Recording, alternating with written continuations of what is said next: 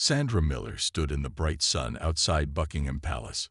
The large crowd of tourists moved around her like a river around a stubborn rock. She was not happy. She had paid a lot of money for this trip to London, and she wanted perfect pictures to show her friends back home in Ohio. "These barriers are ridiculous," Sandra said loudly. Several nearby tourists turned to look at her. "How am I supposed to get a good picture from all the way back here?" Her daughter Emily, a quiet teenager with long brown hair, looked down at her shoes. She knew that tone in her mother's voice. It was the same tone that had made store managers, restaurant servers, and flight attendants run for cover back in America. "Mom, please," Emily whispered. "The signs say we have to stay behind the rope. The guards are real soldiers." Sandra rolled her eyes. "They're just men in silly hats, honey. They're here for the tourists. That's us." She pointed to herself with both thumbs. "And I deserve a better picture than this." The royal guards stood perfectly still in their famous red coats and tall black bearskin hats. They looked like statues, their faces showing no emotion at all. Private James Wilson was the guard closest to Sandra. He was only 23 years old, but he had trained hard for this job. His eyes stared straight ahead, never blinking, as he had been taught. Sandra watched the guard for a minute. She had seen videos online of people trying to make the guards laugh or move. No one ever succeeded. But Sandra was sure she was different. Rules never really applied to her. At least that's what she believed. "I'm going over there," Sandra announced. Before Emily could stop her, Sandra ducked under the rope barrier. The crowd gasped. "Mom, no," Emily called out, her face turning red with shame. She pretended not to know her mother as Sandra walked right up to Private Wilson. "Excuse me, sir," Sandra said in a fake British accent. "I just need one tiny picture. Could you move over a bit, please?" Private Wilson did not move a muscle. He did not even look at her. His eyes stayed fixed on some distant point, just as he had been trained to do. "Hello, I'm talking to you," Sandra said, her voice getting louder. She waved her hand in front of his face. "This is just ridiculous. Do you know how much money I spent to come here?" Other tourists had their phones out now. They were not taking pictures of the palace anymore. They were filming Sandra. Some looked embarrassed for her. Others seemed excited that something interesting was happening. A palace security officer walked quickly toward them. He wore a dark suit and had a radio clipped to his belt. "Madam, I need to ask you to step back behind the barrier immediately," he said in a firm but polite voice. Sandra turned to him with her hands on her hips. "Do you know how much my vacation package cost? I have every right to take a photo however I want." The security officer's face remained professional, but his voice became more serious. "Madam, these are active duty soldiers performing an official function. Please return behind the barrier now, or I will have to escort you from the grounds." Sandra's face turned red. She was not used to people telling her no. Back home, she could usually get her way by making a scene or asking for a manager. But this was different. The security officer was not backing down. "Take the picture, Emily," Sandra called out, ignoring the officer. "Come on, hurry up." Emily stayed behind the rope, wishing she could disappear. Other tourists were whispering and pointing now. The security officer stepped closer to Sandra. "This is your final warning, madam." Sandra reached into her large purse and started digging around. Her face showed anger now. "Just wait a minute," she said. "I have something that will get everybody's attention." Private Wilson remained completely still, but inside, his training told him something was wrong. He could sense trouble coming, like a storm about to break. The crowd watched as Sandra dug deeper into her large purse. The security officer took another step toward her, his hand now reaching for his radio. Emily covered her face with her hands, peeking through her fingers at the disaster unfolding before her. "I know it's in here somewhere," Sandra muttered. Her hand finally closed around something small and black. She pulled it out with a smile of triumph. Several people in the crowd gasped. One woman pulled her children back. A man pointed and shouted something to the security officer. In Sandra's hand was a small black taser, the kind some people carry for self-defense. It was illegal in the United Kingdom, but Sandra had packed it anyway, not bothering to check the local laws. "Now I'll get your attention," she said, pointing the taser toward Private Wilson. The small device made a threatening, crackling sound when she pressed a button on its side. The security officer immediately spoke into his radio. "Code 3 at East Entrance. Armed visitor threatening a guard. Repeat. Code 3, East Entrance." Private Wilson remained perfectly still, but his training had prepared him for threats. Though his eyes stayed fixed ahead, he was fully aware of the weapon now pointed in his direction. His mind ran through the protocols he had learned during his military training. "Ma'am, put that down right now," the security officer said in a commanding voice. "That device is illegal in this country, and you are committing a serious offense." Sandra laughed nervously. The situation was spinning out of her control, but she was too proud to back down now. "It's just to get his attention," she said. "I wasn't really going to use it on him. Everyone needs to calm down." But the crowd was not calming down. More people had their phones out, recording the scene. Some were backing away quickly. Parents were pulling their children behind them. "Mom, please stop," Emily called out, finally finding her voice. "You're going to get arrested." Sandra turned toward her daughter, the taser still in her hand. "Don't be silly, Emily. They can't arrest me for wanting to take a picture. I'm an American citizen." What Sandra didn't see was the quick movement behind her. 3 men in plain clothes had appeared from different directions in the crowd. They wore earpieces and moved with the practiced coordination of trained security personnel. They had been watching the whole scene unfold and were now closing in. "Drop the weapon. Now," one of them shouted. Sandra spun around, startled by the loud voice. Her finger accidentally pressed against the trigger of the taser.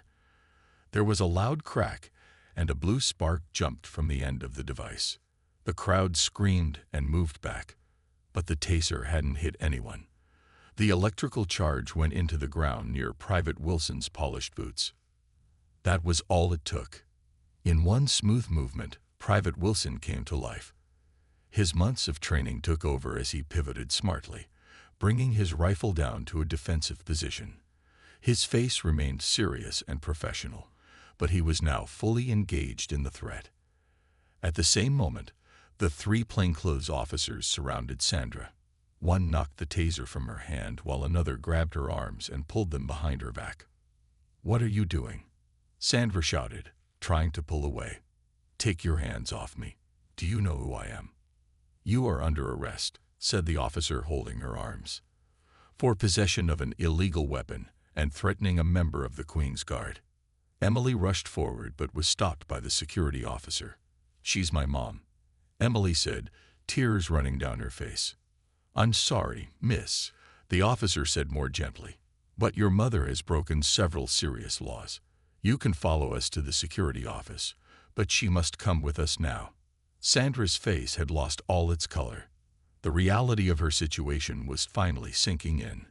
"This is a mistake," she said, her voice shaking. "I'm an American. You can't do this to me." But they could, and they were. As they led Sandra away, Private Wilson returned to his post and resumed his statue-like stance. Tourists swore they saw a tiny smile on his face for just a second, but then it was gone. The crowd began to talk excitedly among themselves. Many were sending their videos to friends or posting them online. By tomorrow, Sandra would be famous, but not in the way she had wanted. Sandra sat in a small room inside the Buckingham Palace security office. The chair was hard and uncomfortable. The walls were plain white with no pictures. There was only a table, 3 chairs, and a camera in the corner of the ceiling. Her taser sat on the table in a clear plastic bag. 2 police officers stood by the door. They wore regular police uniforms, not the fancy red coats of the Royal Guards. One was writing things down in a small notebook. The other was talking quietly on a phone. Neither would answer Sandra's questions. "This is ridiculous," Sandra said for the 5th time. "I want to speak to someone from the American embassy right now." The officers did not reply. One of them glanced at his watch. The door opened and a woman in a dark suit walked in. She looked very serious and carried a folder with papers. "Mrs. Miller, I am Detective Inspector Helen Gray," she said, sitting down across from Sandra. "Do you understand why you have been arrested?" Sandra crossed her arms. "This is all a big misunderstanding. I was just trying to take a picture with that guard. I wasn't really going to use the taser on him." Detective Gray opened her folder. "Mrs. Miller, you are facing 3 serious charges. First, possession of an illegal weapon. Tasers are not legal for civilians to carry in the United Kingdom. Second, threatening behavior toward a member of the Queen's Guard. And third, crossing a security barrier at a royal residence." Sandra's face grew pale. "But I didn't know the taser was illegal here. In America, many people carry them for protection." "You are not in America, Mrs. Miller," Detective Gray said calmly. "When you visit another country, you must follow their laws, not the laws of your home country." Sandra shifted in her chair. For the first time, she felt scared. "So what happens now? Will I have to pay a fine?" Detective Gray looked at her papers. "This is a serious matter. You will be held until you can appear before a magistrate. That will likely be tomorrow morning. The magistrate will decide what happens next." "Held? You mean like in jail?" Sandra's voice went up. "But what about my daughter? She's only 17. She's waiting outside. We have contacted your hotel. A staff member is coming to collect your daughter and take her back there. We have also informed the American Embassy of your situation." As if on cue, the door opened again. A man in a business suit walked in. He had short gray hair and glasses. "Mrs. Miller, I am John Parker from the American Embassy," he said. He did not smile. "I've been sent to make sure you understand the situation and are treated fairly under British law." Sandra jumped up. "Thank goodness. You have to help me get out of here.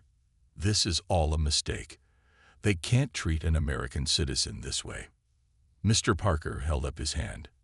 "Mrs. Miller, please sit down. I'm afraid I cannot simply get you released. You have broken several UK laws, and you must go through their legal process." Sandra sank back into her chair. "But what will happen to me?" "The embassy will ensure you receive fair treatment under British law." "But we cannot exempt you from that law," Mr. Parker explained. "The charges against you are serious.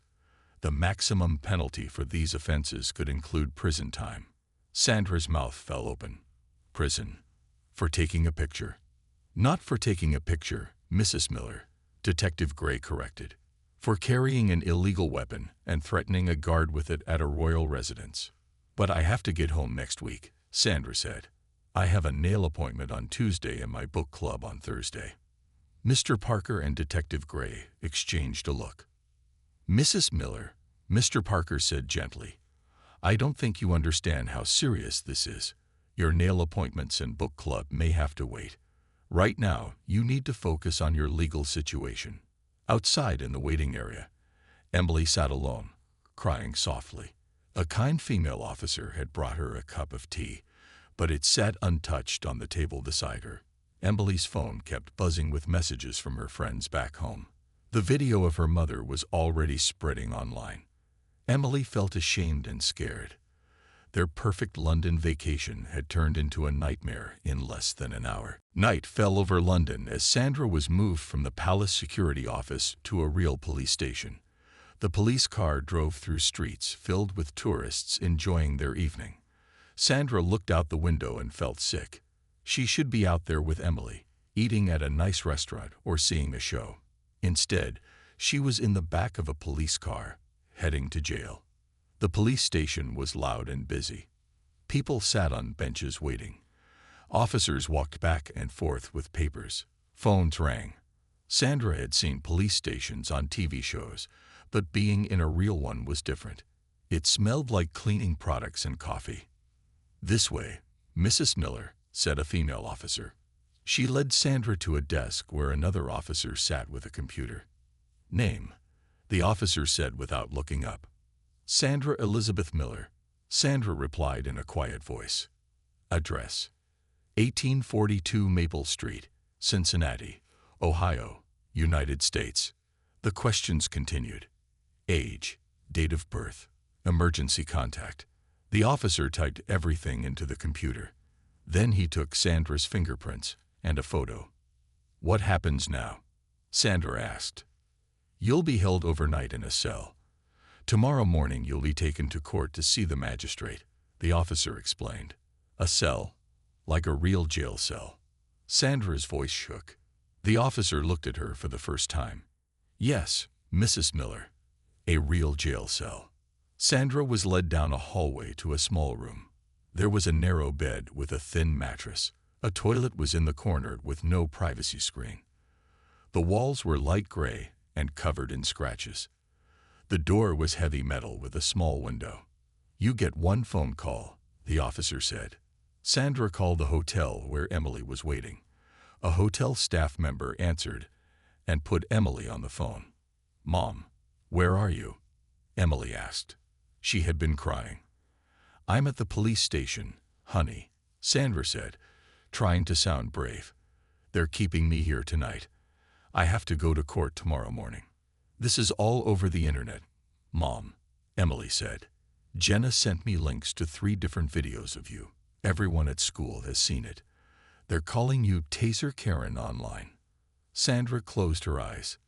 This was getting worse by the minute. "Are you okay at the hotel?" "The hotel staff has been nice. Mrs. Wilson from our tour group is staying with me tonight." "Good. Listen, Emily, everything will be fine. I'll see the judge tomorrow and explain that this was all a misunderstanding. We'll be back on our tour by lunchtime." There was silence on the phone.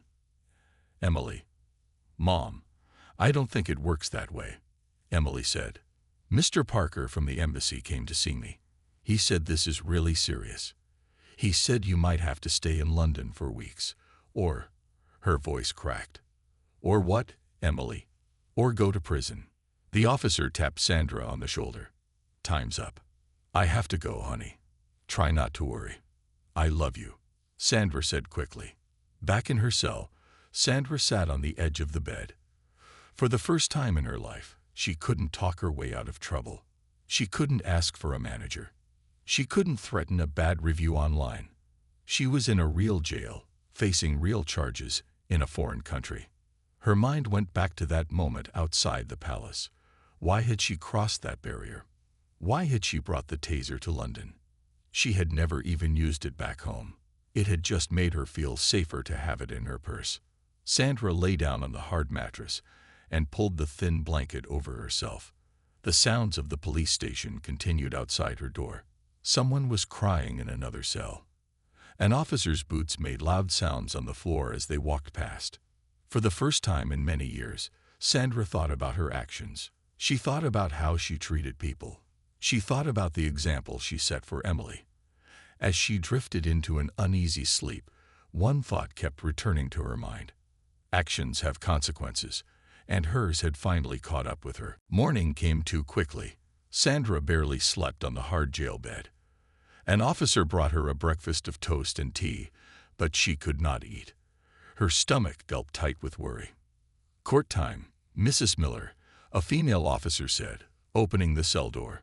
"You need to change into these clothes." The officer handed Sandra a simple dark blue skirt and white blouse. Sandra's colorful tourist outfit from yesterday was not right for court. "Your lawyer is waiting to speak with you," the officer added. "My lawyer? I don't have a lawyer," Sandra said, confused. "The American embassy arranged one for you. His name is Mr. Bennett. He specializes in helping Americans who get in trouble here." Sandra changed clothes quickly. She wished she had her makeup and hair products. She had never gone out in public looking so plain before. Mr. Bennett waited in a small meeting room. He was older, with gray hair and glasses. His suit looked expensive. "Mrs. Miller, I'm Richard Bennett," he said, shaking her hand. "We don't have much time before your hearing, so let's get straight to it." He opened a folder on the table. "You're facing 3 charges. They are all serious, but the weapons charge is the most serious." Civilian ownership of tasers is completely banned in the UK. The maximum sentence could be up to 5 years in prison. Sandra gasped. 5 years? For a little taser? Mr. Bennett nodded. The UK has strict weapons laws. However, as this is your first offense, and you're a tourist who claims you didn't know the law, we can argue for a much lighter sentence. What kind of lighter sentence? Sandra asked. Best case would be a suspended sentence, heavy fine, and deportation from the UK. Deportation? You mean sent home? Yes, with a ban on returning to the UK for several years. Sandra thought about this. Being sent home didn't sound so bad right now. What should I do in court? She asked. Say as little as possible. Let me do the talking. When the magistrate asks you how you plead, say guilty to all charges. Show remorse. Look sorry. Don't argue or try to explain. Any sign of attitude will make things worse. Sandra nodded slowly. This was new for her. She was used to arguing until she got her way. Being quiet and sorry did not come naturally. An hour later, Sandra stood in a small courtroom. It wasn't like American courtrooms on TV. There was no jury, just a magistrate sitting at a high desk. He was an older man with white hair and glasses. He looked very serious. Emily sat at the back of the room with Mrs. Wilson from their tour group. Sandra tried to smile at her daughter, but Emily just looked down. Sandra Elizabeth Miller, the magistrate said in a formal voice. You are charged with possession of an illegal weapon, threatening behavior toward a Queen's Guard, and crossing a security barrier at a royal residence. How do you plead? Sandra remembered Mr. Bennett's advice. Guilty, Your Honor, she said in a quiet voice. The magistrate looked at her over his glasses. Mrs. Miller, do you understand the seriousness of these offenses? Yes, Your Honor, Sandra said. Your actions not only broke our laws but showed disrespect to our traditions and institutions. The Queen's Guards are not tourist attractions. They are serving military personnel with an important duty. Sandra looked down at her feet. I understand, Your Honor. I am very sorry. Mr. Bennett stepped forward. Your Honor, my client is a first-time offender. She was unaware of UK laws regarding tasers. She deeply regrets her actions and has already spent a night in custody. The magistrate listened, but did not look convinced. Ignorance of the law is not a defense, Mr. Bennett. However, I will take into account that Mrs. Miller is a tourist with no previous criminal record. The courtroom was silent as the magistrate thought about his decision. Sandra held her breath. The last 24 hours had been the worst of her life. She just wanted to go home. Finally, the magistrate spoke. Sandra Elizabeth Miller, I sentence you to. Sandra Elizabeth Miller, I sentence you to 6 months in prison, suspended for 2 years, the magistrate announced in a firm voice. Sandra felt her legs go weak. Mr. Bennett put a hand on her arm to steady her.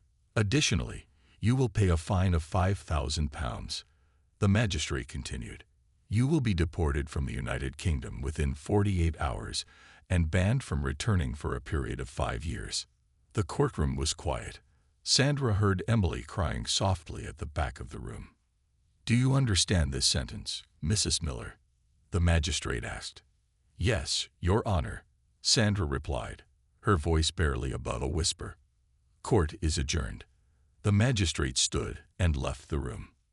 Mr. Bennett turned to Sandra. This is a good outcome, Mrs. Miller.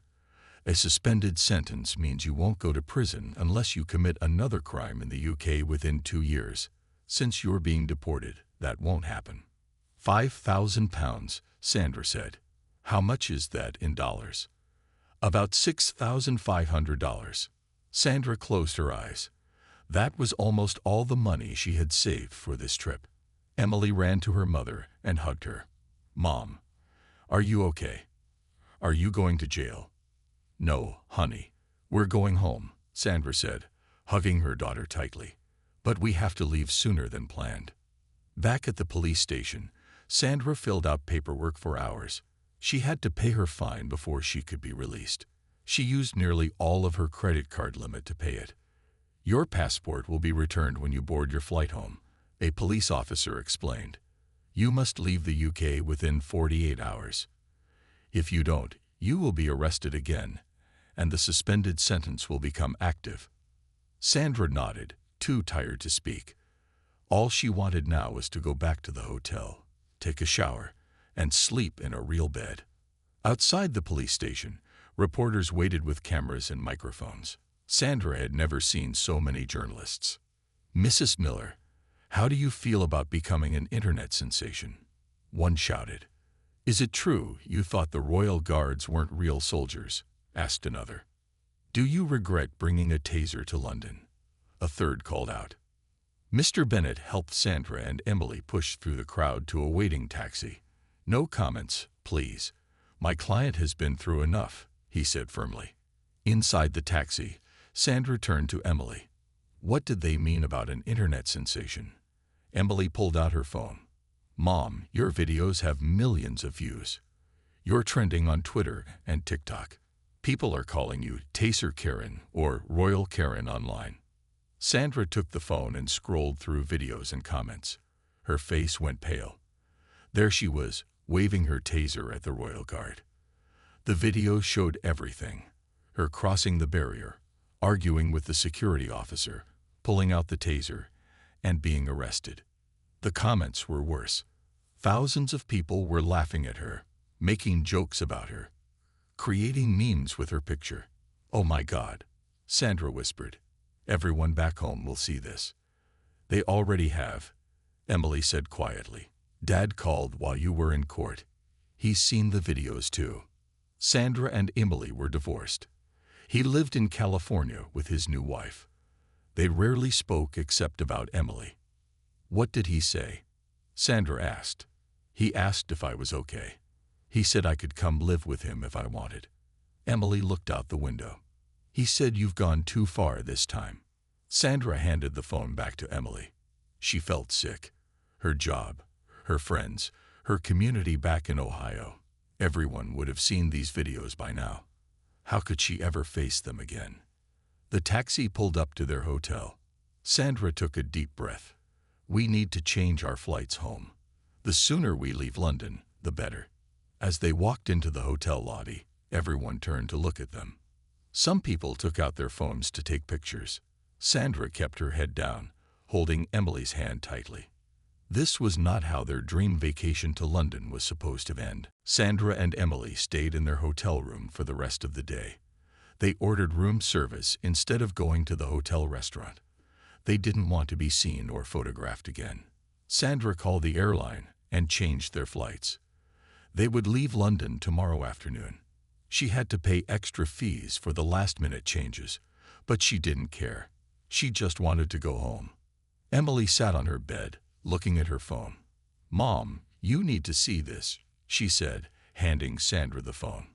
It was a news website with the headline, "Taser Karen, American Tourist Showcase the World by Attacking Royal Guard." Under the headline was a large photo of Sandra pointing her taser at Private Wilson. Sandra read the article with growing horror. It described her as an entitled American tourist and a prime example of the Karen phenomenon. It mentioned her sentence and fine. It even had a quote from a palace spokesperson saying that such behavior would not be tolerated. "There's more," Emily said, taking the phone back and opening another app. "People are making videos about you." She showed Sandra a TikTok video where someone had taken footage of her arrest and added funny music and text. It had over 2 million views. "And people are dressing up as you for videos," Emily continued, showing another clip of a woman with a blonde wig pretending to tase a friend dressed as a royal guard. Sandra put her head in her hands. "This is a nightmare. How will I ever show my face in public again?" Her phone rang. It was her best friend Linda from back home. "Sandra, oh my God, is that really you in those videos? It's all over the news here." Linda's voice was excited. "Yes, it's me," Sandra admitted. "But it's not what it looks like. I wasn't really going to tase that guard. Everyone's talking about it. You're famous. Linda didn't seem to hear Sandra's explanation. Connie and Rick and everyone from book club saw it. We couldn't believe it was you. What are people saying? Sandra asked, afraid to hear the answer. There was a pause. Well, to be honest, they're not saying nice things, Sandra. People are pretty shocked. The school called a special meeting because some parents don't want Emily to come back. They say you're a bad influence. Sandra felt like she had been punched in the stomach. They can't do that. Emily didn't do anything wrong. I know, but you know how people are in this town. Oh, and your boss from the real estate office called me looking for you. I think they're worried about how this affects their image. By the time Sandra hung up, she felt sick. Her entire life back home was falling apart, and she wasn't even there to defend herself. Emily was in the bathroom for a long time. When she came out, her eyes were red from crying. Dad wants me to come live with him and Stephanie in California, she said. He thinks it would be better for me to finish high school there, away from all this. He can't take you away from me, Sandra said, but her voice lacked its usual confidence. He says I can decide for myself since I'm 17. Emily sat on her bed. Maybe it would be better, Mom. Everyone at school has seen the videos. How can I go back there now? Sandra felt tears come to her eyes. Her actions hadn't just ruined her own reputation. They were hurting Emily too. There was a knock at the door. Sandra opened it to find a hotel manager standing there. Mrs. Miller, I'm sorry, but we've had complaints from other guests. They know who you are from the news, and they're uncomfortable having you in the hotel. We would like to ask you to check out early. You're kicking us out. Where are we supposed to go? Our flight isn't until tomorrow. The manager looked uncomfortable.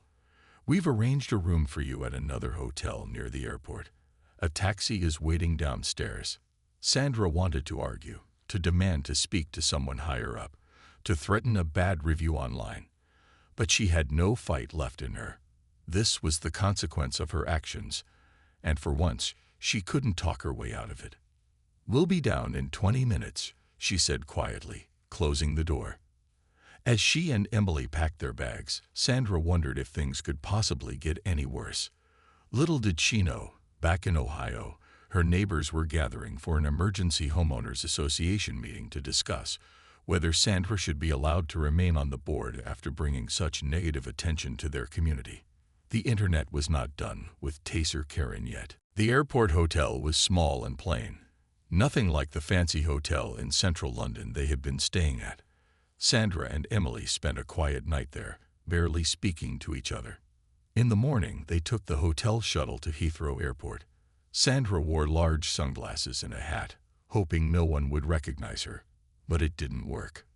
Look, it's Taser Karen, someone whispered as they walked through the airport. People pointed and took photos with their phones. At the check-in desk, the airline employee looked at her passport and then looked up at her face. His eyes widened in recognition. Mrs. Miller, you've been flagged in our system, he said. Please wait here while I call my supervisor. Sandra and Emily waited nervously. Finally, a woman in an airline uniform approached them. Mrs. Miller, we need to discuss your flight today, the supervisor said. Several passengers have expressed concern about flying with you. They've seen the news and are worried about safety. I don't have my taser anymore, Sandra said. The police took it. Even so, we have a responsibility to all our passengers. We've moved you and your daughter to different seats, away from the other passengers who complained. You will board the plane last and exit first. Sandra wanted to argue but knew it would only make things worse. Fine, she said. The supervisor handed her the new boarding passes. Also, the captain has asked that you not consume any alcohol during the flight. I don't even drink, Sandra said, her voice rising. Mom, please, Emily whispered. Let's just get home. They went through security without problems, though several TSA agents whispered and pointed as Sandra passed through. In the waiting area, they found seats in a corner away from other passengers. Emily was texting on her phone. Dad says he'll pick me up at the airport when we land in Ohio. He's flying in from California. He doesn't need to do that, Sandra said. I can take care of you. Emily didn't answer. She kept texting her father. When it was time to board, they waited until everyone else was on the plane. The gate agent called their names last. Mrs. Miller and Miss Miller, you may board now. Walking onto the plane was like walking through a zoo exhibit. Everyone turned to look at them. Some people took photos. A few made rude comments. There's Taser Karen. Don't make her angry or she'll shock you. I heard she tried to kidnap one of the Queen's corgis too. Sandra kept her eyes down and found their seats at the very back of the plane. They were in the last row, next to the bathrooms, the worst seats on the plane. A flight attendant came to check on them as the plane prepared for takeoff. Mrs. Miller, I want to assure you that you'll be treated with respect on this flight. If anyone bothers you, please let me know. Sandra nodded, surprised by the kindness. Thank you. The flight was long. 8 hours from London to New York, then a connection to Ohio. Sandra tried to sleep but couldn't. Every time someone walked past to use the bathroom, they stared at her. Emily watched movies on the small screen and barely spoke to her mother. The distance between them seemed to grow with each passing hour. In New York, they had to go through customs. The customs officer looked at Sandra's passport for a long time. Purpose of your visit to the UK? He asked. Tourism, Sandra said quietly. Anything to declare? No. The officer stamped her passport. Welcome back to the United States, Mrs. Miller. Try to stay out of trouble here. Their connecting flight to Ohio was delayed. They sat in the airport for 3 extra hours. Sandra bought sandwiches, but neither of them felt like eating. Emily, when we get home, things will get better, Sandra said, trying to sound positive. People will forget about this soon. Some new scandal will come along, and they'll move on. Emily looked at her mother. Dad says it doesn't work that way anymore. He says once you're on the internet like this, it never really goes away. People will be making memes about you for years. Sandra had no answer for that. She was starting to realize that her life would never be the same again. Her job, her friends, her position on the Homeowners Association board, her reputation in the community, all of it might be gone now. As they boarded their final flight to Ohio, Sandra wondered what was waiting for them at home. And more importantly, if Emily would stay with her or go to live with her father in California. The plane took off into the darkening sky.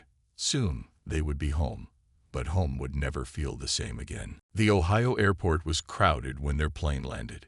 Sandra held her breath as they walked into the arrival area. She half expected to see news cameras waiting for her. Instead, she saw Emily's father, David, standing there with his new wife, Stephanie. David was tall with gray at his temples. He looked serious but not angry. Emily ran to him and hugged him tight. Dad, I'm so glad you're here. David hugged his daughter, then looked at Sandra. You okay? He asked simply. Sandra nodded, surprised by his concern. I've been better. Let's get your bags and talk, David said. They found a quiet corner of the airport coffee shop. Sandra felt strange sitting with her ex-husband and his new wife. They had avoided each other for years, communicating only through text messages about Emily. I've been talking with Emily, David began. She tells me you've had quite an experience in London. Sandra looked down at her coffee. That's one way to put it. I'm not here to judge you, Sandra, David said. We all make mistakes.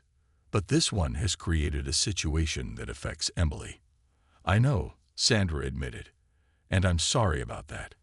I never meant for any of this to happen. Stephanie, who had been quiet, spoke up.